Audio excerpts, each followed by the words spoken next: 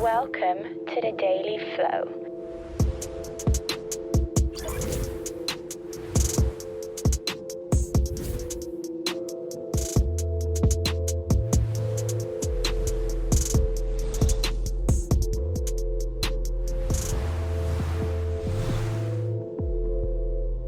Please welcome your host, John Coleman.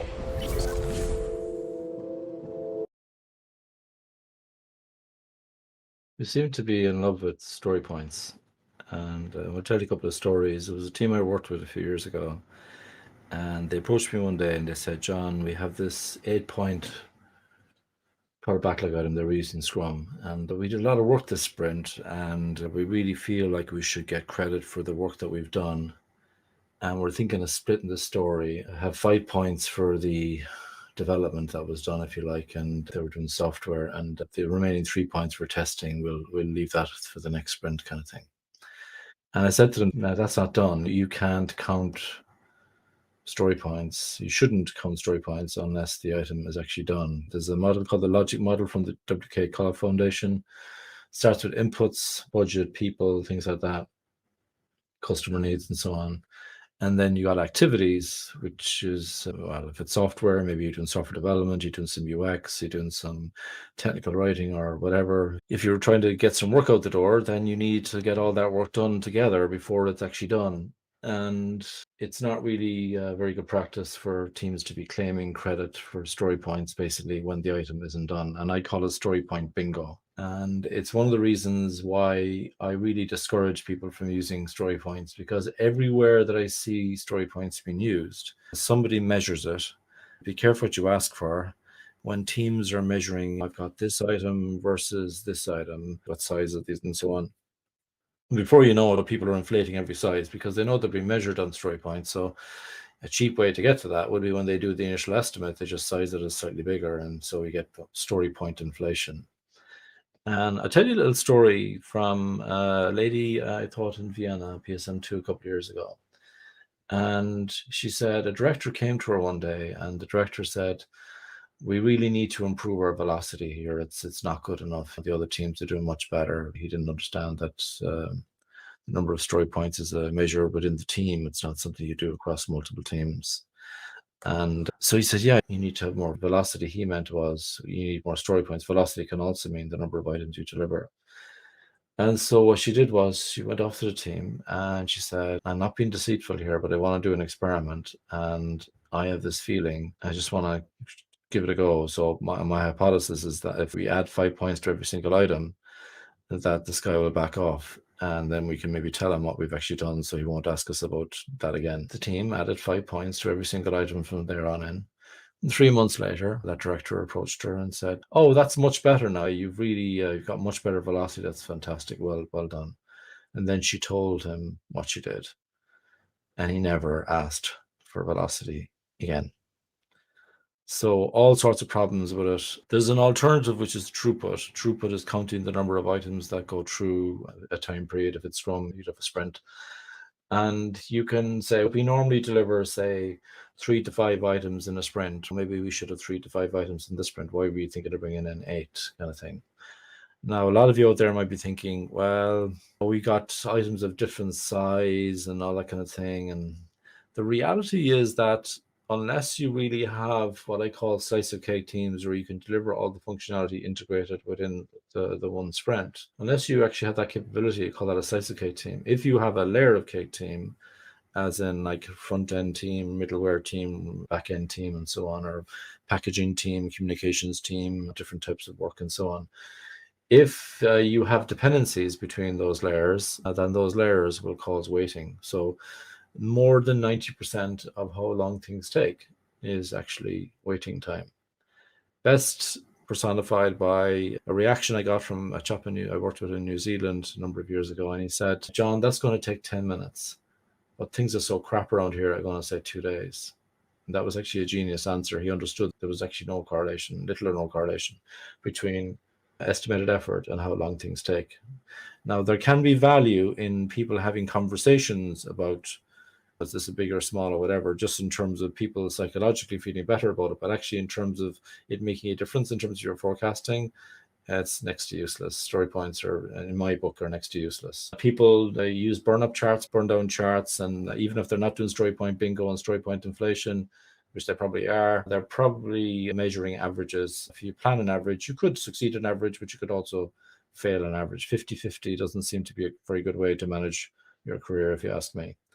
So if you do throughput, if you count the number of items, people say, how could that be gamed? Because if you give humans any system, they'll game it, they'll find a way, won't they? So how could you game throughput? Well, you could reduce the size of your items. And actually, I think that's okay, to a limit. Each item needs to be valuable. So if you're breaking down your product backlog items to an extent that really they're just tasks now, and actually there's no real value in and of themselves, then you lost the plot, actually. So counting product backlog items that deliver value, or in Kanban, we call them work items. A work item is something that delivers value. And if the item is small that delivers the value, that means the team is probably simplifying. They might be doing 80-20. How can we get 80% of the outcomes or 20% of the outputs? And the downsides of throughput are not as bad as the downsides of story points. So let's put it that way. Now, another thing that I've seen people talking about is, oh, I know, I don't really understand this Monte Carlo thing. So I know what we'll do. We'll average our throughput. So we've got 30 items left on the backlog, and we do 3 to 5 items in a sprint. So we do straight math. And I would say to you, that's prone to the same 50-50 error that I just talked about a while ago. And the other thing as well, there's a thing called Little's Law, the relationship between the amount of work that we have going on at the same time, how long things take, and how many things we deliver per time period. And the more items you add in, the more likely it is that your cycle times will go up. There's certain cases where, when the system isn't fully loaded, you keep adding more work in and you can still deliver more stuff. But then there comes a point where you hit a kind of a tipping point, if you like, and then beyond that point, everything's taking longer. And if everything's taking longer, the cycle time is taking longer, then your throughput can go down. Well, we can look at that throughput and we can, Little's Law, it's called. Little's Law is used to describe what happened in the past. It's not used for describing what's coming in the future. So one of the reasons why I prefer to use Monte Carlo probabilistic forecasting is because you're not gambling that past performance is going to be an indicator of future performance. Monte Carlo does take past performance into account, because essentially what it does is says, okay, it looks at our limits. Okay, so how many items do we deliver per day, per week, per sprint, whatever our time period is, and how big is the backlog right now, and how small might it get, how big might it get. And if you don't have any sprints in the past where you deliver 10 items, the Monte Carlo simulation will not have 10 in there. It won't be in there. Lower number is a limit. So it'll fire random numbers at your throughput based on the number of items in your backlog. And it'll come up with all these simulations, and it creates a bit of a histogram. And you'd be a fool to pick the middle of the histogram, because that's 50-50 heads or tails. And so what most people do is they move to the right-hand side of the histogram, usually 85th percentile. Why? Because it's between 70 and 100. It could be 95th if you want to. It depends on your appetite for risk. And that tends to be a later date, because there's been bad scenarios where the backlog was bigger and the throughput was lower, and it takes that into account. And I prefer to use that than to use average throughput. Even for the current sprint, actually, I prefer. It's my personal preference. I don't have a problem with people using throughput for the current sprint, because it's only one sprint. It's a short time period. How much harm can it be if you're delivering 3 to 5 items the last few sprints? Maybe 3 to 5 items is probably okay for the sprint as well. But if you're looking forward multiple sprints and you're trying to set expectations about when things might be done, I prefer to use Monte Carlo probabilistic forecasting. When you have a forecast, you will come up with a date and maybe a percentage likelihood that you'll deliver by that date. So if it was 85th percentile, you might say 85% chance we'll deliver by the 15th of April. That means there's 15% chance we won't deliver by the 15th of April. And one of my colleagues adds a wonderful phrase, which I keep quoting him on. So what he says is, and I'll give you a better forecast next week. Just in saying, and I'll give you a better forecast next week, he's basically saying that the current forecast is probably wrong. And so getting the stakeholders used to that uncertainty in relation to the forecast. I prefer to use this even in complexity. It's a bit smoke and mirrors still, but I prefer to use this in complexity, continually couching the answer with uncertainty, than saying, I don't know. That's my personal preference for action, because when you say, I don't know, which is actually the right answer, Monte Carlo is just a very polite way of saying we don't know. Here's all the lovely graphs. Here's the percentages. We could still miss it. And by the way, we'll give you a better forecast next week. We could still be wrong. But I prefer to give people something than nothing, because in a vacuum, somebody will fill it. And guess what they'll fill it with? Probably story points.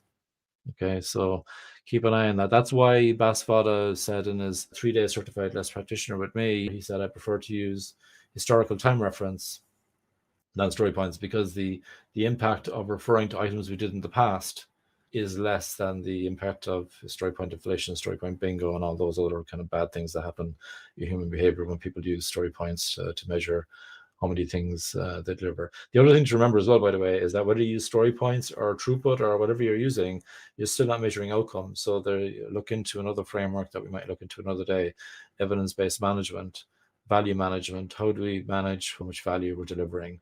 Ultimately, we need to be getting something into the hands of the customer, the end user, getting some feedback, seeing some changes in customer behavior.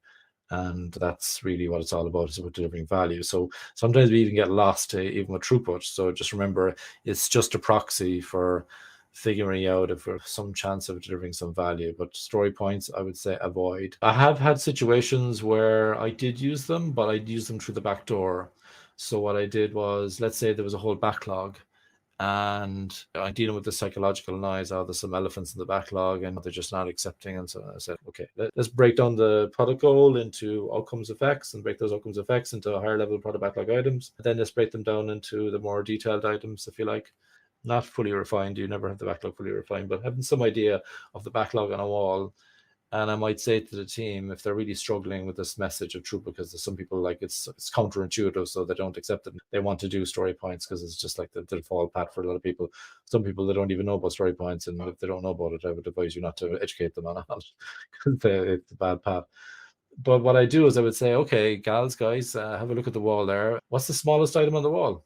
Oh, that one over there. They find one over there. Okay. Is there any other one like that? Yeah, that one over here. Any other? Yeah, that. Okay. Any more? No. I skip every second size, so I don't have small and medium, and then go to medium. I say, okay. So what's the next one? We're looking at mediums now. Oh, this one over here. Okay. Any other ones like that? Yeah, you get the idea. Boom, boom, boom, boom. 20 minutes later, I've got small, medium, large, double extra large, quadruple extra large, and question mark. A lot of people make a mistake in limiting to the top size. Big mistake. Because you're hiding complexity there when you do that. And anyway, they do the t-shirt sizes. So the whole thing, 20 minutes, any backlog, is t-shirt sized. And then what I do is I say, okay, that t-shirt size, there's a scale there that matches to that. So that's worth that many points, that's worth that many points. And so they have some idea of the relative effort. And you can even punch that into Monte Carlo. I don't recommend it, but you can. Troy McGinnis has some free tools where you can check it out on my YouTube channel, where you can basically put in the backlog might be this number of points to that number of points, very optimistic, very pessimistic. How many points do we deliver in a sprint? Very optimistic, very pessimistic. What's the median, and so on. You can use that, and I have used it for teams where they were not ready for throughput yet. And yeah, but that's all I use it for, just to get a rough order size of the backlog at the start. I try to get them into throughput as quickly as possible, just counting the number of items. And if they are using burn up, burn down charts, I show them the burn up, burn down charts, and then I show them next to it the throughput charts in the Monte Carlo, and they can see that the flow metrics are actually giving a more accurate, there's still low accuracy, but a more accurate prediction of what's going on. So be very, very careful with story points, with historical time reference in the past. The genius of that is when you're looking back, it includes waiting time. If you think about it, you don't say, oh, I estimated that was going to take 5 days. You remember that it took 2. So that's kind of nice. There's a problem with historical time reference in that there's a concept from J.P. Rainsberger on accidental complication, where that item, you think it's like that item that you did last year, but it's actually not, because when you lift the hood, when you lift the bonnet, you can see all sorts of mess underneath which you didn't account for. And so it's actually much worse than that. Even that's not great. I go for throughput, and to avoid the idea of elephants coming into sprints and something on for using Scrum, I'd recommend the use of right sizing, which would be trying to break the items down just so they fit into a sprint. We don't worry whether they're small or medium. Can they fit into a sprint or not? If they can, that's okay. And otherwise, they need to be broken down at some point. And the level of urgency depends on how high up the backlog they are in Scrum, or high up they are the input queue, or how likely are they to be selected next in a Kanban workflow. If you have any more questions, this is an episode as a response to some questions from previous episodes. If you have any more questions, just give me a shout. I'm very happy to address them. Thank you.